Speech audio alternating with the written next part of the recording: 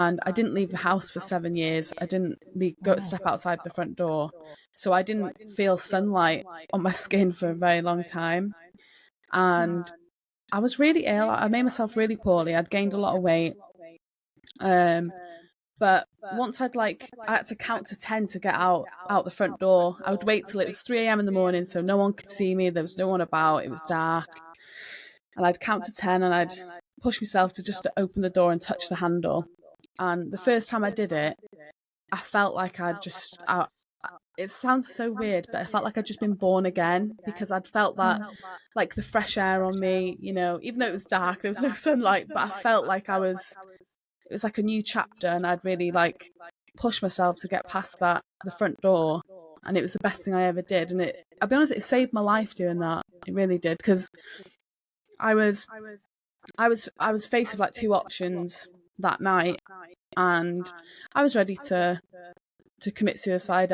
I'd written all my letters to everyone and said my goodbyes, and there was something in me that was like, do you know what?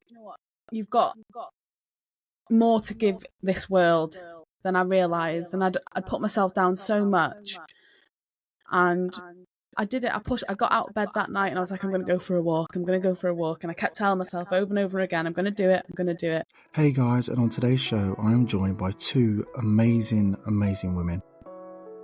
We have Kaylee, which is a friend of the family, that shares a really heartbreaking story on how she managed to leave her living room after being held basically within herself and a bit too scared to go out. And she had a breakthrough during this podcast, which was absolutely amazing and very powerful. Our next lady is Ellen Patricia. She's an award-winning coach and counsellor and has been leading a social enterprise for over a decade. Currently serving over 800 beneficiaries and have served thousands over the years. In 2020, she was recognised as one of the women super achievers in the 7th World Women Leadership Congress. With that being said, let's jump right in to this week's episode. This podcast isn't to be used to act as a substitute for mental health counselling, and I am not a therapist in any way, shape or form. I'm just here giving you ways in which I dealt with my mental health. Hi guys, and welcome to My Life, My Journey podcast. And on this week's episode, I'm joined by a magnificent lady that has done so much in the world of women and the power of women and leadership within women, is Ellen Patricia. And alongside Ellen today, we have the lovely Kaylee, who's joined us to basically start to learn how to do podcasting, that kind of thing. Yeah. So Ellen, how are you? Jermaine, hi Kale, nice meeting you. It is Nice actually late in the evening at my part of the world, so it has been a good day though, so I'm looking forward to end my day with the two of you. Oh, fantastic. Aww. Whereabouts are you in the world? I am in Indonesia.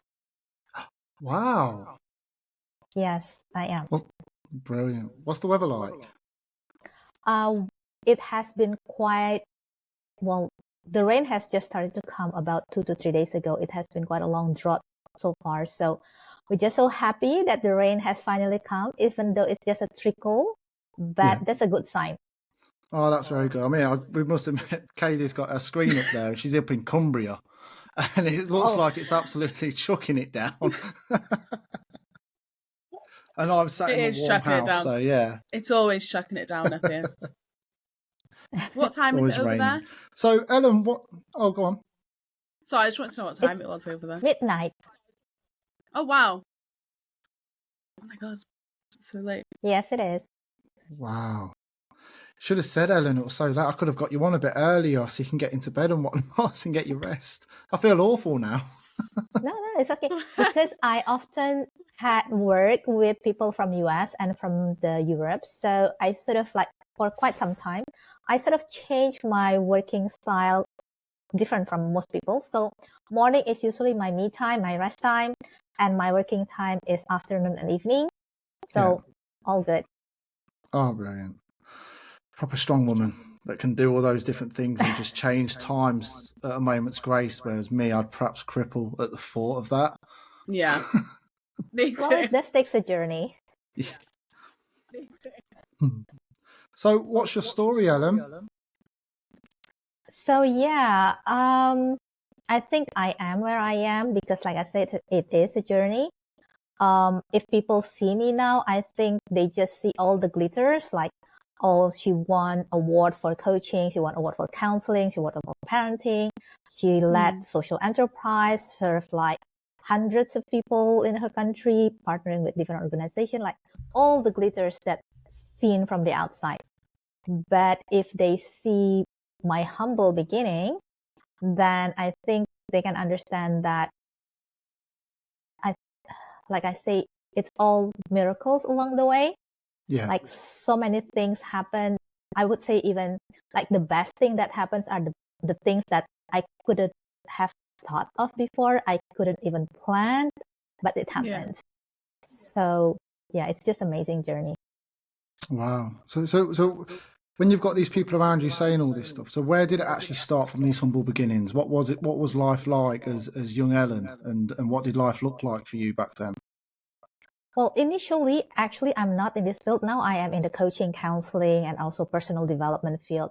But actually, previously in my earlier version of life, it's actually in architectural field. So, oh wow, wow, yeah, I got my first master degree in architecture, working as a consultant for quite a few years, and then working in a property developer company for quite a few years. And I was actually by nature tends to be a go-getter.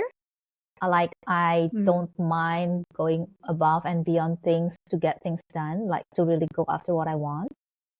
And at that time, while I was still in the corporate world, in the architectural field, because of my nature, I worked very hard. And also I think that's sort of like this epigenetic things whereby my parents actually not originally from the country, like they have to work hard and they sort of pass that to the children. Yeah. So it's sort of like in the family, like working hard is in the family. So at that time, I was actually doing quite good in my work in the corporate world. Like I was being promoted every year, and like people before me and even after me, like no one is promoted every year. But that was at the cost of my own well-being. Right. Yeah, because can you imagine at that time, there were days I would go home later than the security, and there are days I would come to the office earlier than the security. So that was like my life at that time. I say like round the clock, just living that life, and working harder than most of the people that are there as well. And you're putting in, that's good genes that your mum and dad have obviously given you guys as well as young children to have that work ethic and to be a go getter and just work your hardest. So fair play to your parents there as well. Yeah, I think that was actually good. It's just that I guess I took it too far. And I recall there was one day at that time, my son, I have one son, now he's 19. At that time, he was still in his very early years. Like at that time, I still recall it very clearly. I was down with very severe abdominal pain. Like I cannot even sit, let alone stand. Like very painful. Even when I lay down, it's still very painful. So at that time, my husband took me to the hospital. Like that's the best thing that he can do. And the doctor ran tests, but they could not find anything wrong with me. Like different tests and still cannot find anything wrong with me. So after quite some time, they discharged me and they just gave me painkiller and they just tell me, I think you should manage your stress better. Wow. Wow. Yes. So that was really the turning point. Like I would say that was when the seed was planted, but I was so in the thick of my work and my world at that time. I just know that there's no way I want this to happen again.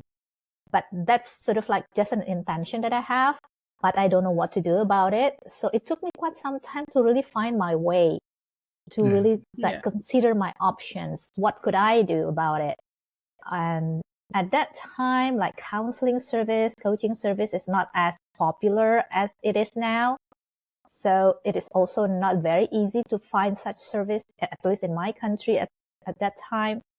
So it took me quite a few years to really finally make a decision. Okay, I am going to take another master's degree in counseling, so that at least I can know what's actually going on and how can I do better next time. So that was actually just, that decision was only prompted because I want to live a better life at that time. So I don't have any vision of like swinging full time into this field at that time. It's really like, I just want to be a better Ellen and live a better life. So that's why I say the turn has been quite unexpected. It seems like you've burnt the candles at both ends then initially then, from doing all that hard work, you've burnt yourself out, you've sort of, them pains are there due to that, isn't it? It's like, it's the yin and the yang, isn't it? You do that, and then obviously it's got to take on the next side as well. So, but then you've gone in and got your master's degree, did you say, within counselling as well? So now you're trying to educate yourself, obviously, as well, which is great. You want to understand what's going on, and obviously how to stop it from happening again, not only to yourself, but to others. So fair play to you. Yeah. Definitely. Very interesting. One thing that's very interesting that I found out in my journey of taking my counseling degree, like I know better, like I got knowledge, definitely I learned. But interestingly, my pattern did not change, because when I took because it was a 2 year degree. So the first year I took it while I was still working. And after that, after 1 year, I decided, okay, I think this is something that I quite like. There's so many opportunities, because again, at the time, counseling world is not like popular as now. So there's a lot of opportunities. So at that time, I decided, okay, I think this is something worth exploring. And I recall me being Ellen at that time. Because I thought I need to catch up with people. I am from architectural background. I'm not from this field. Like there's a lot that I need to catch up with. So the second half of the master degree, like I attended every conference there is, every webinar. I go to different city. Like I still keep my pattern of keep working hard. Yeah. Yes. That's a character trait, though, isn't it? As part of your personality, it's ingrained due to your parents putting it into it. So I understand why you're doing that, because you've got such a thirst and passion for learning. Yes. And one thing that I take away, like that's sort of like another seed that was planted, is that knowledge actually does not create transformation. That's what I learned at that time, like on hindsight. It's really like I fill up my head, I know more, but my life does not really change. So that is something that's sort of like very eye-opening for me, at least at the time. Like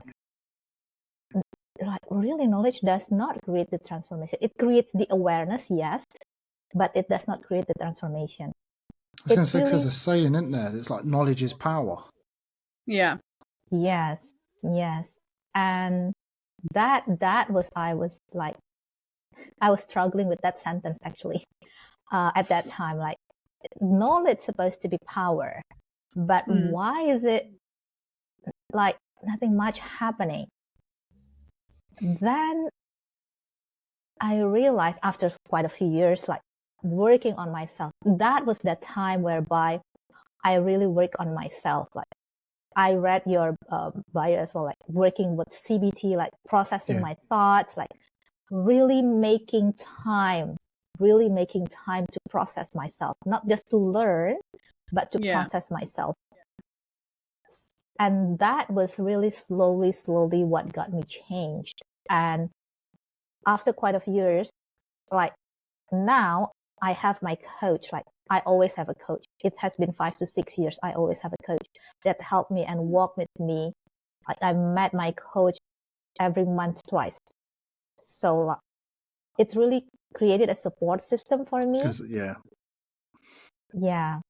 Yeah. And that was what got me really understand that transformation can only happen when the knowledge is followed up by action. Yeah, I agree. Yeah.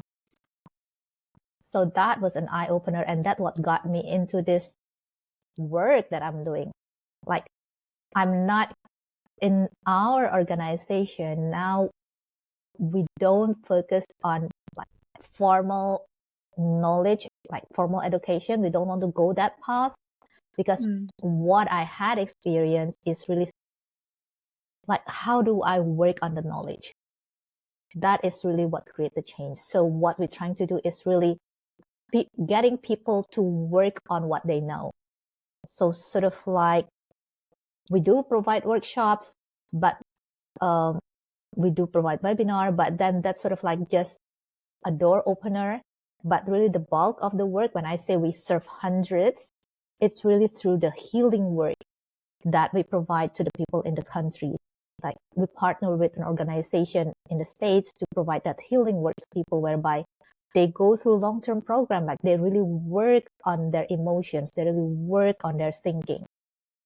Because that, in my experience, is really what creates the change, not the knowledge in itself.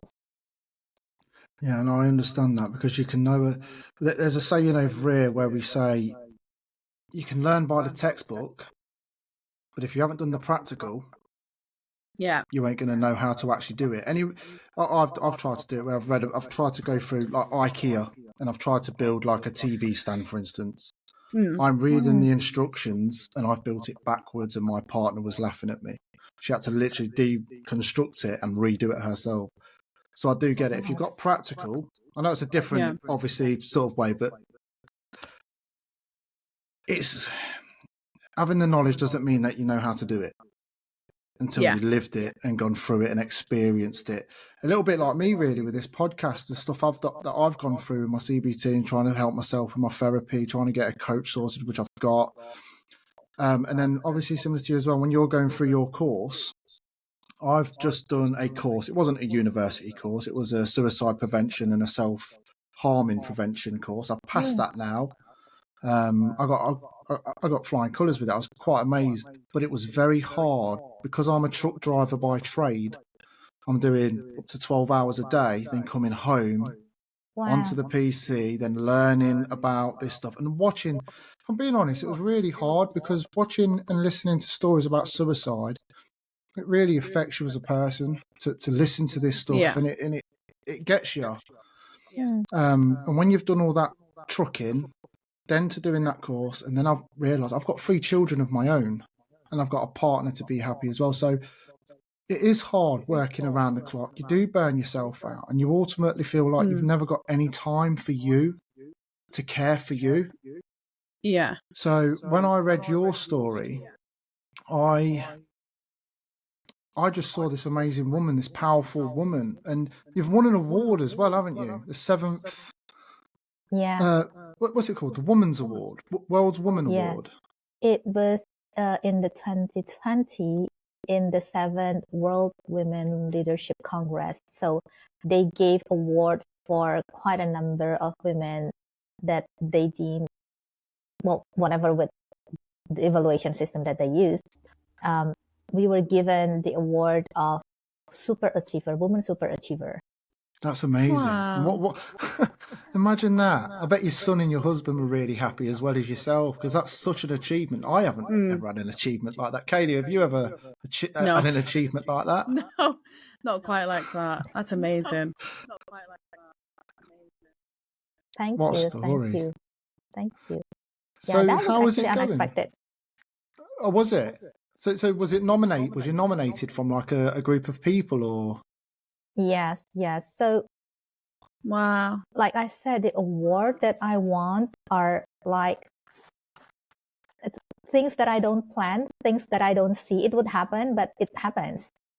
That's why I say I think the best thing that happens in my life are the things that I cannot plan and the things that I cannot think of. Those are really the best thing that's happened in my life. Yeah. It's like magical little miracles that just keep on coming.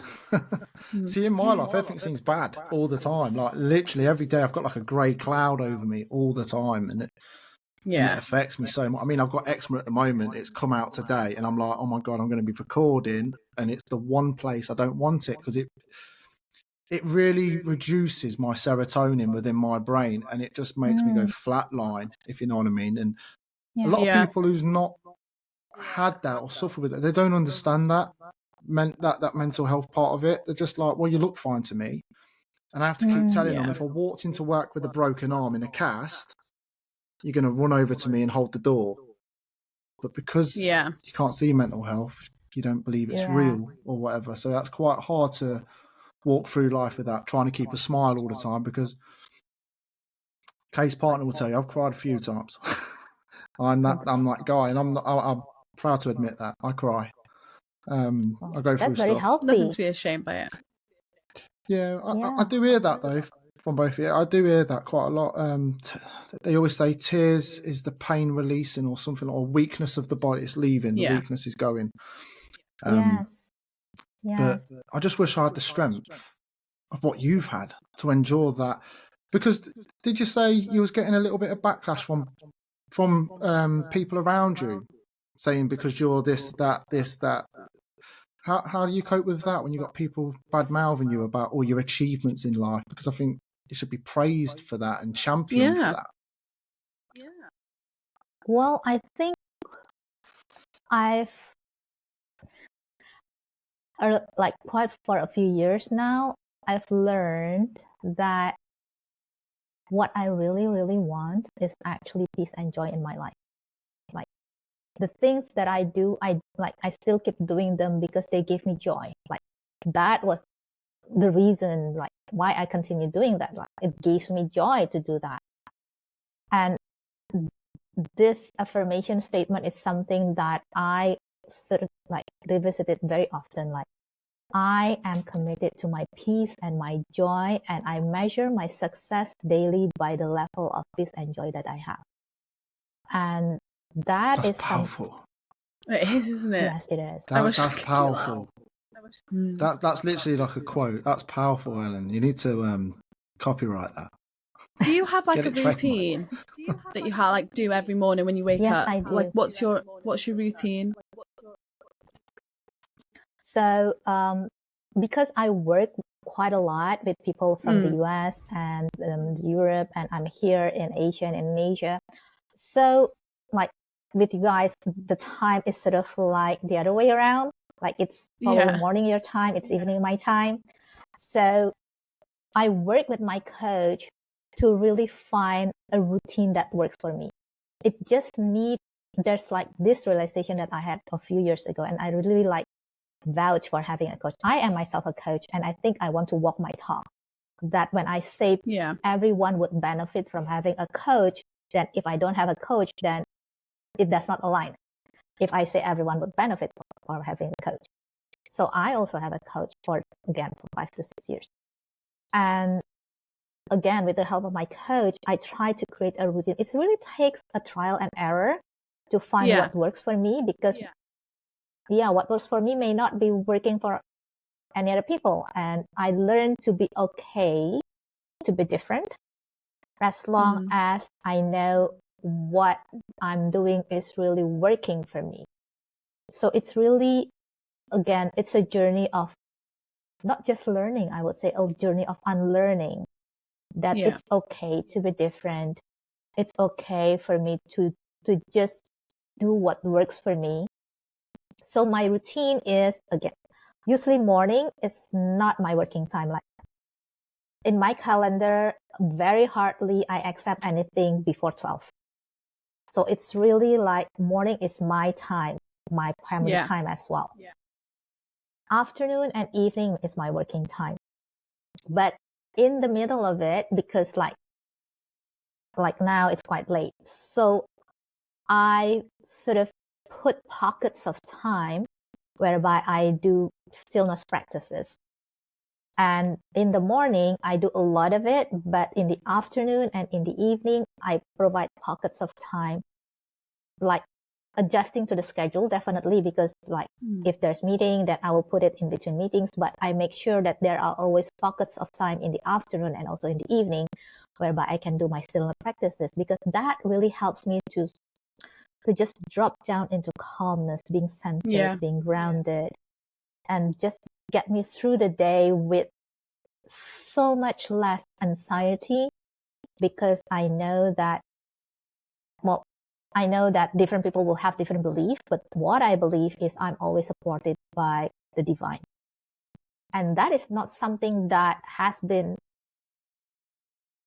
what I would say, it's not something that I have been believing. Is funny enough, I thought I've been believing that for a long time, but I discovered there is a difference between what I think I believe and what I truly believe. And earlier, I thought I believed that I'm being supported always, but as I carry through my day, there's a lot of anxiety, so it doesn't really match within my belief and my reality. It is only like for the past 5-6 years that I really understand what it means to really believe, and that emerged from my stillness practices, like really putting that discipline. And Kaylee, as you asked me, morning is always like stillness practice, 30 minutes, sometimes 1 hour. And then I do my journaling. I do gratitude journal, not every day, every other day usually. And then I do things that just lights my heart up, like just fills my heart with joy. Sometimes I just watch funny things on YouTube. Sometimes I just do whatever that feels right for me at that point of time, just to fill my soul and nurture my spirit. So those are things that I reserved in the morning, like no meeting, no nothing in the morning. These are me, like my self-care, because I need to take care of myself. I cannot expect people to take care of me if I don't take care of myself. I get that. I need to do that. It's about giving yourself that time, isn't it? It is, yeah. I find it really hard to find a balance, like with work, life, and like time for me. I don't really have that time for me, and I don't think I've ever had that time for me, which is why I get so overwhelmed. When small things happen, I get so overwhelmed that I just want to shut down, and I don't know how to get back up from it. It's taken a lot of. I'm more better at it now. I can deal with it a little bit better, but it's still, I still fail at it all the time, because when something happens, like with work or like relationship wise, I will shut down completely, and I will want to. I struggle to get out of that hole. When I'm in it, I struggle to get out of it. But I just need to find. I have tried like meditation and stuff like that, but it's trying to keep my mind quiet for that amount of time is so difficult for me. I don't really know. I don't even know how to start, to calm it down. So. Yeah. Well, I guess for me, different people works differently. Yeah. And again, what I mentioned earlier, it really took me experimentation to find what works for me, because again, everyone is unique. Yeah. In my experience, what works for me is not the kind of meditation that I focused on breath. That's helped as a beginning. Yeah. But usually what really helps me in my especially anxious time is the surrendering meditation. Like I visualize this divine that's always with me, and I just, okay, I'm entrusting you with this item. Like I'm mentioning one by one. I'm entrusting you with also this item, and I'm also entrusting you with this item and this item. Like literally just naming them and letting them go, like surrendering. Wow. And keep repeating, still in the visualization. Sometimes I visualize myself like on a boat, like very small boat, just me on it, and then the river is just flowing, and to just keep repeating to myself that it is the water of the river that will carry me to where I am. All I need to do is to make sure that I am well on the boat. That is my main job. And the water itself will carry me to where I need to be. Or sometimes I imagine myself just riding an antelope. I'm not sure why antelope, but I sort of like, yeah, I sort of like research a little bit about it.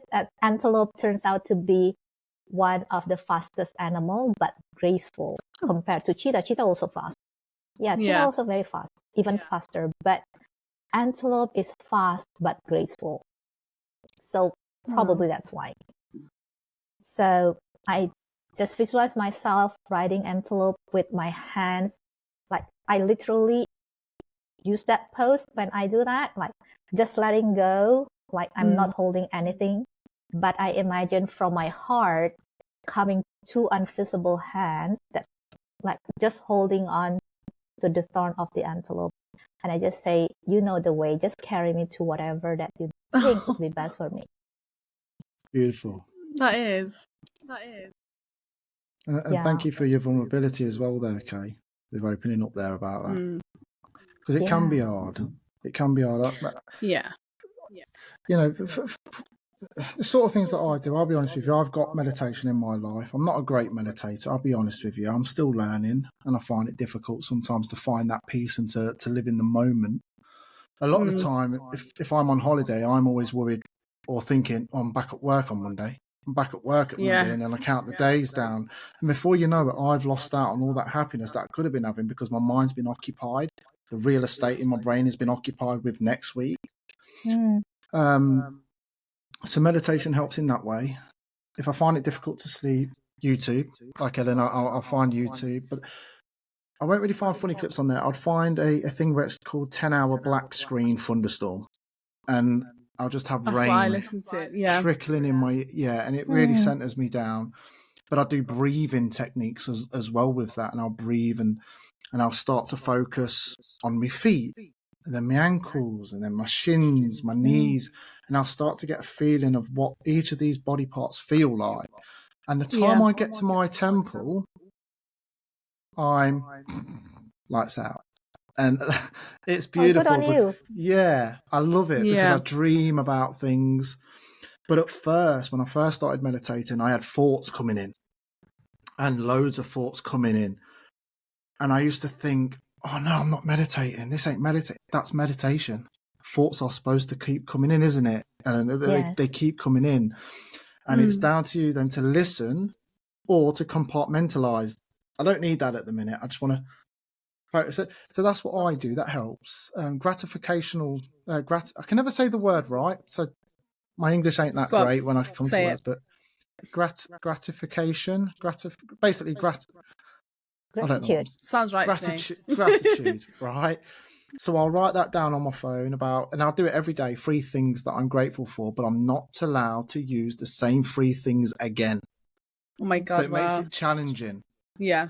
And I still remember my first 3 things, and it was I'm grateful for my family, I'm grateful that we're all healthy, and I'm grateful for the morning coffee and the smell of the coffee. That was my very first, and I can't put it again because I've already used it. So it's been going on for about, I think it's about 2 years. I've got it wrote down on my phone with all the different things that I'm grateful for, and it is challenging every day. So you do that every day?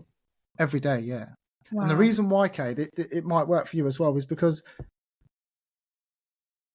you start to be grateful in the morning. Instead of looking for the negatives, you now look for the positives that you might be grateful for. So today, for instance, it could be, I'm so grateful that my skin looks lovely.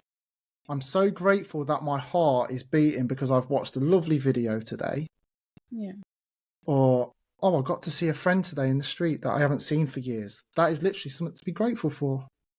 Yeah. And that's the way I do it anyway. Obviously, if it doesn't, like Ellen said, not everything works. What might work for us might not work for anybody else. So you've got to find your own way.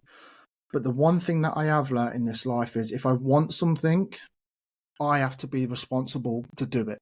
I can't wait for my door to be knocked. I've got to say, I've got a problem, like I did. I need to admit that I've got the problem. Hardest thing ever, to admit that you've got a problem, because you don't want to admit that, because it's like when a friend calls you out on something and it hurts, and the reason why it hurts is because it's true. It's true what's perhaps just been said, and that's why it hurts you a little bit. And it's that little kick up the bum just to basically say, look, it's time to get sorted, time to go and get the help you need. Because I would you agree with me, Ellen? If you don't admit your faults or your issues, you can never actually get better until you admit. Would you say? Yeah, I think that has been like the truth, I would say, for decades. Like, we can only change what we accept, sort of like opposite, but that's sort of like the truth. We can only change what we accept, because if we are not accepting that, then there's nothing to change. Yeah. Only when we accept that, oh, okay, there's this thing, then we can start the change process. And like you say, Jermaine, at times it's not easy to acknowledge that, oh yeah, I still has this thing, and it does takes a journey, I guess, just like everything else. The longer we're on that path, the easier it gets, but it will not get easy until quite a certain long period of time. I was going to say, I'm still struggling every day. I had started this week, bad days, really bad days. So you bang on right, it does take time. But in my head, I keep telling myself, Jermaine, every day you were laying a new brick. And for 2 years, you've been laying this brick. So I had my problem back in 2017. But it's only 2 years ago when I've started to seek out, thinking about starting a podcast to help other people that were suffering like me, that haven't really got a voice. And I've now got a wall. So now when I look back and think, well, where have I come from? I've now got this wall built. And before long, hopefully, in my later years, I've now got a house built because of all the little nuggets. So basically, whenever I think of a down day, I always look back in my mind's eye and think, I built a wall there. I can't give up now. I can't give up now. I've got to get to that house with the chimney and my family's inside safe. And that's basically my brain. That's my mind. I'm trying to build a safe environment for my mind, place. Yeah. which then, when you never had love like that, you want to create it and you envy for it and you want it and you want it and you want it because you've never been shown it. But then it can go the opposite way, where if you have had it all your life, then you expect it, become entitled. It can be narcissistic sort of revelations. You see this a lot on social media, where everybody's putting across their whole... You put a picture up and there's always somebody there ready to cut you down. They're ready to be really nasty and put you down in a way. And it's because they're reflecting how they're feeling. It's nothing to do with you as a person. They're actually hurting themselves, and that's why they do it. Because they've perhaps seen you doing well. Rather than saying nothing, they've got to say something to feel like their voice has been heard on social media behind a name like Tinky Winky 15 or something. But it does hurt people, these comments, it does. And they don't realise how bad the repercussions are, because it could end up with the sort of videos that I was watching containing suicide, self-harm. It could be a young mother that's just given birth. She's got post-stress, what's the one? Postnatal depression. Yeah. So they could have that, go back home, listen to that grief, and it could send them on a downhill spiral. So words can actually hurt people in that way. And I think you've got to be kind. You've got to be kind. You've got to... I mean, I was speaking to your partner the other day, Kay, and I says, what we need to do is, with everybody that we see, always think that they're going through the worst and then respond. Yeah. So if a car cuts me up, instead of me thinking, oh, you stupid so-and-so, think of, they might be racing home because they've got to get home for something. And that way you start to think a bit more kinder to people. In other words, you start to de-stress yourself, because stress will kill. Yes.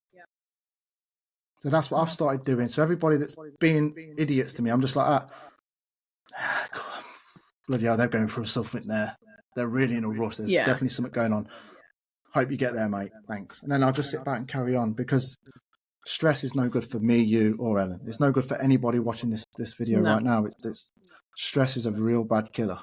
It, takes years off you. Yeah. I've been there. Have you? Like I said, I was brought to the hospital just because I was stressed. Like the doctor cannot find anything wrong with me. And the only thing I was told is just manage your stress better. Like there's nothing else that they can do for you. It's easier said than done though, isn't it, Ellen? Manage your stress better. Well, what are the tools? What do I need? What would you say to people listening to this on how to manage their stress? What would you put in place for like a routine for people? I think first, be willing to experiment. Like I said, different people react and respond differently to different techniques. So just be willing to experiment, like what works for me and what works is working, and just keep that.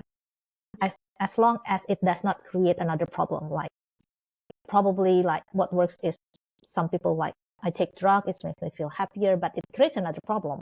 So just make sure that what working is not creating another problem. Yeah, make sure it's not negative towards the body. Yes. And I think be willing to do incremental change, but continuously, like stacking, like first one layer, like you say, brick by brick. First one layer, then probably after that I add another layer. If this one is already stable, then I can experiment and try another layer again. Like I've been stacking habits for quite some time.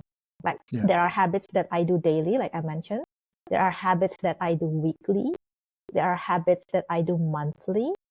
Like all those things I still keep doing because I'm not immune just because I've been doing it for years. If I stop those things, I might end up like where I was. It's something that I need to maintain most likely throughout my life if I want to continue in that kind of state.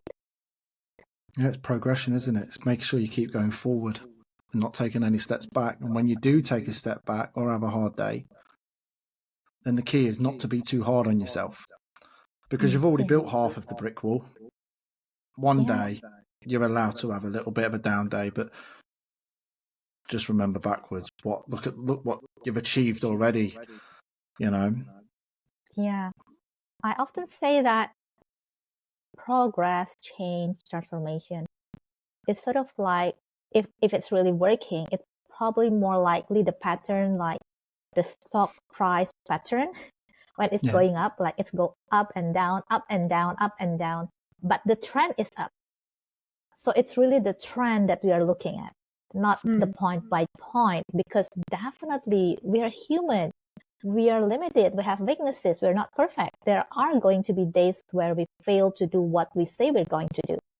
And that should be okay because we're not meant to be perfect. If I fail it, I just pick myself up again and do it again tomorrow. Just make sure that I don't stop. So it's really about maintaining that trend. I've keep going up, Yeah, see, that's what I'm trying to do with the gym. If I've had a day off, I'm like, I'm going to go tomorrow. And then like a couple of weeks back, I had a full week off work due to sickness. I literally couldn't stand up. It was so bad. And I had a whole week off gym and I felt guilty. I had a whole week off work. I felt guilty. But I kept it up this week. So I've come back this week and I've been 3 times this week and I've been super proud. I should have gone 6 times, but I've gone 3 and I'm thinking, you know what? Instead of beating myself up thinking, why haven't you completed the 6 days? I've still done 3. I've still done 3 days of exactly. And that's how I look at it. I've still done a bit of production, if you know what I mean. So I can't be hard on myself. And if I wanted 2 weeks off and not lifting, that's fine as well.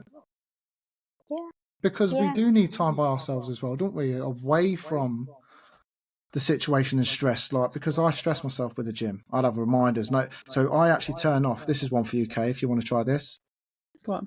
Notifications are off on my phone. I have none. Really? Yeah, because my phone is not going to tell me when to pick it up. I will pick my phone up when I'm ready to pick it up. A little bit like Ellen there in the morning, where she puts herself first, spends time with her family and has her time. The rest of it can wait. That's like my phone. This is why on WhatsApp groups, a lot of people say, Jermaine, why haven't you replied? You know, people listening to this podcast, when they've messaged me, perhaps even you as well, Ellen, you're like, oh, Jermaine, message back. And it's because that is not going to define my life, that phone. When I've got time to pick it up, I've got a family, I've got my own things that are going on in my life. I can't be, like some people say these are addicted. I've stopped smoking 2 years ago and I'm on vape. Apparently it's 95% better according to the NHS, right? And my missus goes mad. These are addicting. That's more addictive. Yeah. Yes. Oh, I do agree. Because the first thing you do, isn't it, when you wake up, you go over and to try and, pick your phone up, see what time it is, or see who's, text you or anything like that. It's the first thing I do, and I hate it, but I can't stop myself doing it because it's like a routine that I have. It's because you've got these big, powerful companies behind social media that put so much money into these programs to keep people like us addicted and keep coming back and back. And that's why it's such a great thing for adverts and advertising. Yeah. The problem I find with social media is now, I don't quote me on this. I don't know any statistics, but I would say that there's more people diagnosed with depression since social media. I don't know the statistics of that. 100%. But I would say that it's quite bad when you are addicted to your phone and not the family or the moment that you're in. I think that's quite bad for society. We're not having enough FaceTime. We're not going around chatting. We're now going out saying, "Oh, can I have a selfie? Can I have a selfie?" Yeah. Why can't I just have a hug or a beer with you or whatever? So I do find that gets in the way quite a lot. I also keep my phone do not disturb like 24 hours. I do. Don't contact me. Yeah. Yeah, try it. Try the no notifications. I think it works really well because then you become the boss of your life. Because when that's pinging, it's pinging. Yeah. Well, think about that. Ping represents pick me up, pick me up, pick me up. Kind of. Yeah. No, it is. Yeah. It is like a crying baby that needs feeding or help. And obviously, the difference with a baby is you want to pick the baby up and, I love my babies. But with a phone, you don't really want that to dictate to you when you shouldn't be doing things. You've got your own life. Yeah, definitely. Yeah. Yeah. So it's really about getting unattached, I think. Like getting unattached with whatever that is going outside and really making a priority of what is going inside, I think. That's the way I see it. So I went, when I suffered quite badly with agoraphobia and depression about 7 years ago. And I didn't leave the house for 7 years. I didn't step outside the front door. So I didn't feel sunlight on my skin for a very long time. And I was really ill. I made myself really poorly. I'd gained a lot of weight. But once I had to count to 10 to get out the front door. I would wait till it was 3 a.m. in the morning so no one could see me. There was no one about. It was dark. And I'd count to 10 and I'd push myself to just open the door and touch the handle. And the first time I did it, I felt like it sounds so weird, but I felt like I'd just been born again because I'd felt that, like the fresh air on me, even though it was dark, there was no sunlight, but I felt like it was like a new chapter and I'd really pushed myself to get past the front door. And it was the best thing I ever did. And I'll be honest, it saved my life doing that. It really did. Because I was faced with like two options that night, and I was ready to commit suicide. I'd written all my letters to everyone and said my goodbyes, and there was something in me that was like, do you know what? You've got more to give this world than I realised, and I'd put myself down so much, and I did it. I got out of bed that night and I was like, I'm going to go for a walk. I'm going to go for a walk. And I kept telling myself over and over again, I'm going to do it. I'm going to do it. And when I finally did it, it was the start of the biggest journey of my life. I'd lost weight. I'd had a life. I'd met got friends and started working, and everything was going in the right direction.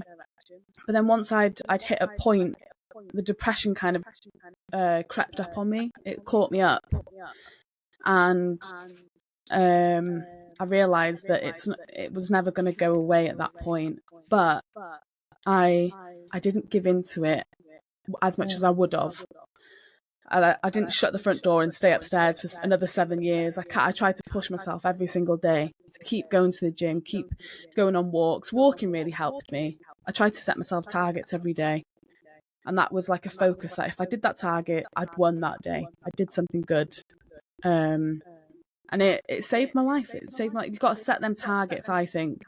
Just small ones, like walking around the block or walking, I don't know, like a 10-minute walk a day or something like that. And when you do it, you feel so good because you've completed something that you've set yourself, I don't know if that makes sense, but yeah. It's amazing. That's beautiful. Yeah, it is. So euphoric as well. Sorry. No, get into that door. No, well done. Well done for opening up. Well, honestly, it's hard to do that. It is. I feel like. And after this podcast, I want you to go out and treat yourself.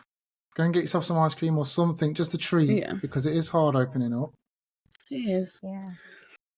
I think that's worth celebrating, definitely. Yeah.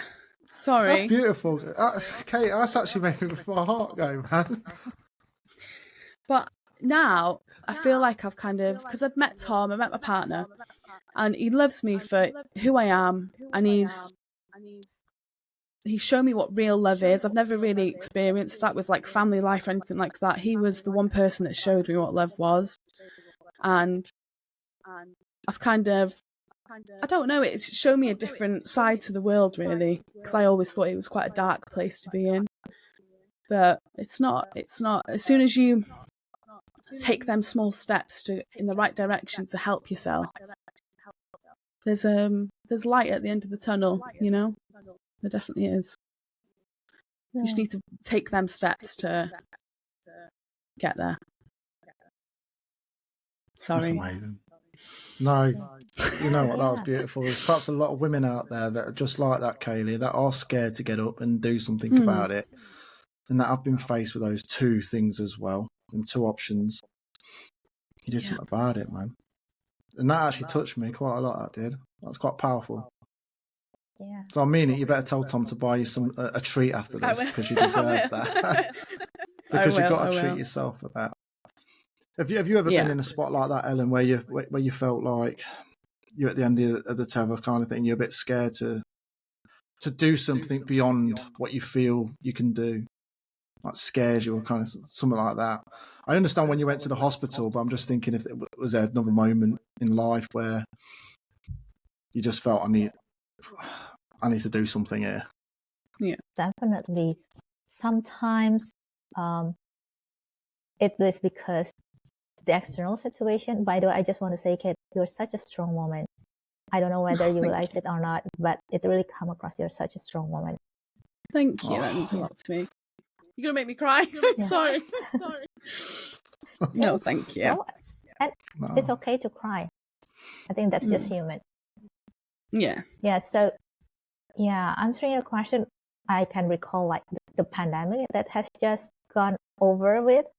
Like the beginning of it, like we really have to shift it everything. Like at that time, like our organization is not designed for online activities. Like most of our activities are on site, and just by snap of a hand, like no preparation, no nothing, just like everyone else, of course, in this world, we have to change. And at that time, it's like, how are we going to pull this off? Like we have no preparation, no nothing, no knowledge, no nothing. Wow. But we just have to do it. Like everyone else is doing it. Like we're not alone in doing this. Yeah, the whole world, Yeah, the whole world is in the same shoes as we were. So that's sort of like that sense of, Ellen, the whole world is doing this. If everyone is doing this, you can do this. Yeah. Yes. Still scary though. It is. It is. It was, it was terrifying. I remember when it first hit, and that's what I had, by the way. 2 weeks ago, I had the new strand. Strand. Yeah, I was labelled number 38 in the UK. Wow. I've had COVID. First time round, I went to Scotland during Christmas 2 years ago. Last Christmas, sorry. we was in the middle of nowhere in Scotland. We didn't see anybody, and yet I've come back with COVID. I'm like, where have I had that from? I've not seen anybody. Yeah. And I'd be honest with you, I was sat here and my missus was looking at me like, how are you doing all this? I was singing, dancing, I was full of beans. And she says, you've got COVID, how have you got all this energy? I don't know. But 2 weeks ago, this new strand, honestly, it took me off my feet, and I never get sick. And when I did, I could, every time I stood up, it was dizzy, tight chest. Wow. I felt like I was at the door. I thought, this is it. I'm out. I'm out. I've done my day. Yeah, I slept down. I literally slept on the sofa all week, the whole week. Wow. Did you lose your taste and everything like that? No. And No. you want to know the weirdest thing? Go on. It didn't even show up on a COVID test. It was negative on 2 tests. Wow. But it is confirmed COVID. Yeah. Wow. It's a new strand. It's called something like Paloma. Oh, I can't remember that. I can't pronounce the names of things. I'm a bit silly like that. But yeah, it was. Okay. I can get that with you, Ellen. It was scary for the whole world. I mean, over here, the Queen, bless her, she had to bury her husband alone. She was all alone.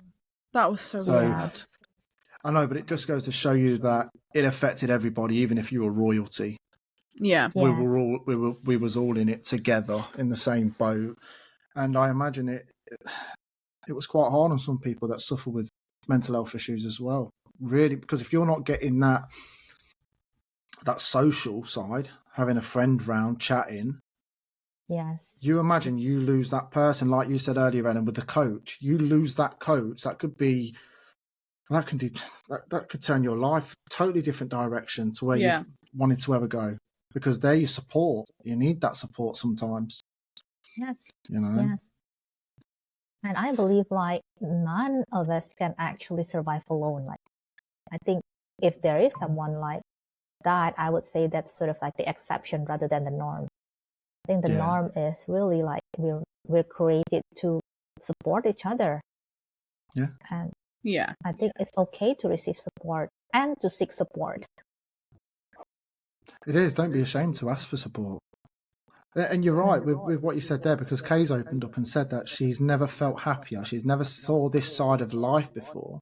And that's because she's found the right connected partner that brings the best out in you, that isn't showing you a negative world, but has actually got quite a positive, uplifting mindset.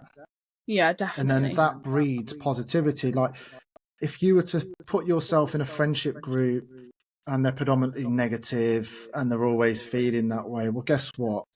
You're going to be the next one in that line as well. Unfortunately, that's how it works. Yes. You've got to put yourself... Dr. Rob Kelly, when he came on, he said the same thing that I've always said. Show me your friends, I'll show you your future. And I think that was perfect. Do you agree with that, Ellen? Yes. There's this saying, I cannot remember who, there's this personal development guru that says it, like, we are actually the sum of our 5 closest persons. So probably that, just identify the 5 closest person in our life, and probably those are like, we are the sum of them. And I think that's a good one. I like that. Yeah. Right, I need new friends quick.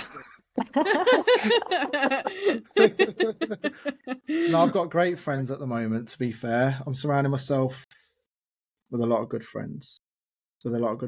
So how's life at the moment, Ellen? What's things going on with you? Are you doing anything for, like, book-wise? You writing any books? Or because I know you got a lot of beneficiaries that you help out and stuff like that. Is there anything you're working on at the moment for that? So for the organization, the social enterprise that it still keep going, it was actually established in 2011, and it is now still going, and we are planning to have some changes about what is going to be offered by the organization, but that's sort of like within our plan, like long-term plan. And what's new is actually something that I'm developing on my own, because I'm reflecting on my own journey. like I said, I came from that background of working hard and just go get something that you want, like do above and beyond what is needed if really it's going to get you what you need and what you want. But I've discovered those are good traits as long as it is balanced with self-love, self-care, self-compassion. And that element of self-love and self-compassion is something that I notice are lacking, at least in my part of the world, because people often appreciate and celebrate achievement, but that self-love is something that's unseen, that's hardly celebrated because, again, it's not glittery. And so that I noticed that is something that a lot of high-performing women are struggling with. And I am actually in the midst of creating a program that I hope will be launched by early next year for high-performing women so that they can take care of themselves better. Like, I'm taking my experiences whereby that version of Ellen is, as I said, she got herself into the hospital just because she got stressed and she don't know how to take care of herself. And I have this hunch that I'm not alone in that kind of experience. So I'm trying to package all the things that I've learned and in a way that can serve similar people who are in still that kind of situation so that they can speed up their evolution, because I think it does take an evolution. It's like personal transformation so that they can speed up that personal transformation. I think the key is really about mindset, at least in my experience. For example, one that I discovered is why I was so stressed, because I'm trying to do so many things, like my family, my work, my friends, my extended family. I'm trying to take care of so many things. And as I worked on myself, I discovered that I actually put a lot of people more important than I am. And at that point of time, it's really awareness is good in order for us to make different decisions, different options. Then at that time that I say, but I am also important. And it is at that time that I say, I am going to treat myself as important as the most important person in my life. And that really created the change. Not like everything changed in one night, but it really gradual change, because I need to keep telling that to myself, because at that time I can know it cognitively, but it's just a thought. It's not yet a belief that I live by. So I really need to make that become my belief, that I am as important as the most important person in my life. It's okay for me to say no in order to take care of me. It doesn't mean that I'm not a good person, which at that time, somehow I have this belief that if I say no to people who have valid needs, and I also have valid needs, that means I'm not a good person. And I need to unlearn that so that I can live more happily. So it's really a lot of things that I discovered is coming from the mind. So working on the mind is something that I'm sort of like trying to package that. That's powerful, though. That's how it should be. You should love yourself. Yeah. Do you struggle with the saying no, Gemma? Yeah. I can't. I don't like really letting people down. Bad. No. I don't like letting people down. I'm a bit like your partner for that. We don't like letting people down. No. But since what happened is, my doctor's basically told me, it's very similar to what Ellen said there. Stop holding things back, Jermaine. Stop holding things in and locking it in. Start expressing yourself and show yourself love. Self-love. Show yourself, because if I'm not well or not healthy, then how can I help others if I need help myself? Yeah. I mean, I get it from a mental health perspective. If I've suffered with depression in the past, then I can speak to people that are suffering with depression, because like I say, I've been there, kind of thing. Yeah. I can understand, I can empathise against somebody, like Ellen was saying at the start, someone who's done it textbook. reading it, but never actually felt it. Yeah.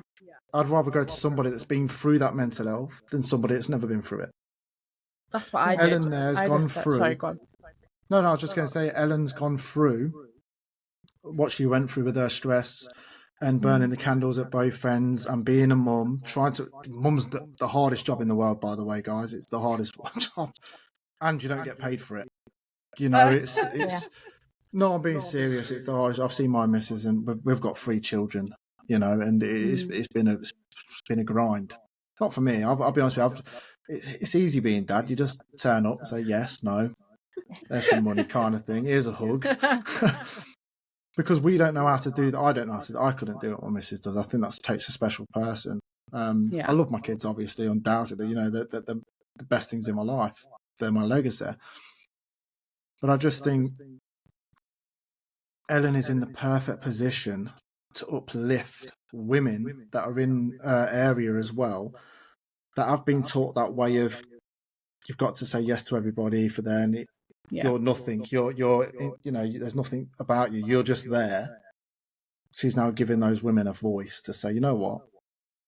Move over, boys. I'm going to put the lipstick on tonight and my high heels, and I'm going to go out and enjoy myself and let my hair down because I deserve this night. A little bit like Spice Girls when they rocked the world. It was girl power. So Yes. I love that, Ellen. That's a powerful story for other women out there. 100%. Yeah.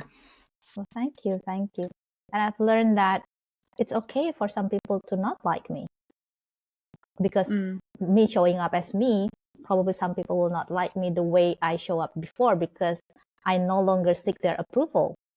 I am living my authentic life, and there's this sentence, I think, from Byron Katie that says, and it just stuck with me. It's not your job to like me. It's my job to like me. Yeah. No, you're right. I mean, if you ask yourself this question, Kay and Ellen, do you like everybody? No. Thank you. There you go. No, I don't. So that's why we don't go around expecting. I mean, I get upset if someone doesn't like me. I'm like, well, what have I done? Yeah. That's my own problem. I've just got to think, a lot of people ain't going to like me. It don't matter. As long as you like you. I mean, there was a post on Facebook the other week and I got really into it with this guy. And it was about Lizzo. Do you know Lizzo, Ellen? No, the female singer. She's a very good singer. And this guy was basically on the keyboard and slating her about her weight and saying how horrible she is and how disgusting she looks. Wow. And that hurt me because I thought, hold up. The way she looks shouldn't affect your life whatsoever. No. So I obviously wrote back and says, how dare you come onto this and judge that lady when you do not know what she's gone through. You haven't got an ounce of understanding of who she is as a person. But I can clearly see what you're like as a person. You're very horrible and narcissistic, very judgmental towards people. Just because she weighs that much doesn't matter. It's not affecting your life. It's not harming anybody in your life. She's not committing any crimes. What? And I see this a lot with celebrities. You have people shouting things, and it's like, how do you have the right to say, how? Look in the mirror, and I guarantee you've got something wrong with you. Or people in glass houses shouldn't throw stones. Until you're 110% perfect yourself, don't go around judging, because we'll find something to give back. kind of thing. Yes. And it's stuff like that that really gets me. I hate to see that. Yeah. But that's social media for you. It's one of them things, isn't it? Yeah, but it is. I keep looking down because, not being ignorant, I've got questions, a couple of questions. How long have you got left, Ellen? I guess 5 more minutes would be okay. Sort it. Okay. Okay, right. What has been your best moment this year? My best moment this year. It was when my son decided on his own that he is going to help with my work. Oh, wow. Yes. Big respect to your son. Yes, and he's now going to university. He's studying informatics. So he's helping to sort out our database, which is still needs sorting out. But that is huge for me because it means that he respects what I do and he wants to be part of what I do. And it just fills my heart with joy. That's amazing. Oh, bless your heart. That is lovely. That is amazing. You. You need to keep in touch with me on that when he passes and let me know, and I can put a little post about it online. Thank you. Just to celebrate him doing that. That's amazing. We've already asked that one actually, so that we'll have another one here.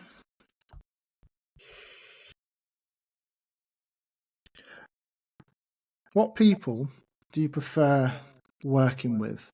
So we know that you want to empower women, but is there a type of woman? Have you ever had anybody come to you and you're like, you don't really need this, but that other person over there really needs it? So that kind of thing. Yes. I think what I work best with is people who really seek growth. Because there are people who like, I think growth will be okay, but they're not really hungry for it. Right. Yeah. It's very different. So my best people, like people that I work best, is really those who are hungry. And it's like we can run together. But if they're not hungry, then it's very hard. And I would rather know, like, I don't think I'm the right person for you. Yeah. If they're holding you back from trying to progress. Yeah, hunger plays a big part. You need to want to do it. Like we said, no one's going to do it for you. You've got to be the one to say, I need this, because then you can change this. Same as you did, Kay, by getting up off your sofa and opening that door. You had to do that. You did it. Definitely. And the boundaries you smashed through as a lady as well for you was like, you know, sorry for my language, but F you world, I'm doing this for me. Yeah. And you're breaking barriers. Definitely. So I get that as well, Ellen. That's absolutely amazing. Is there anything you would like to promote, Ellen, as we're towards the end of this show? Is there anything you want to shout out or let any of the listeners know where they can contact you? Sure. I think if anyone wants to continue this kind of conversation, would be happy to continue it on either LinkedIn. I'm there under Ellen Patricia. I guess that's one of the good things of having social media, that we can connect with people from different parts of the world. I'm also on Instagram under ellenpatricia.world. I'm also on Facebook under Ellen Patricia. So would be happy to connect with people if they have this intention of carrying such conversation. Fantastic. Just for the listeners out there, I'll put all of these the links in there for Ellen Patricia into the show notes. Great. That's been amazing. Thank Kay, you. any last words for you? No, just thank you for having me. It's been lovely, and I'm glad I opened up to you both. I feel very, I feel, I don't know what the word is, but I feel, better for doing it. Much better. Good. Ellen, thank you so much for being on the show. I really do appreciate it. My pleasure. All I right. always like sharing my story. Thank you so much. No, thank you very much. Kay. Thank you.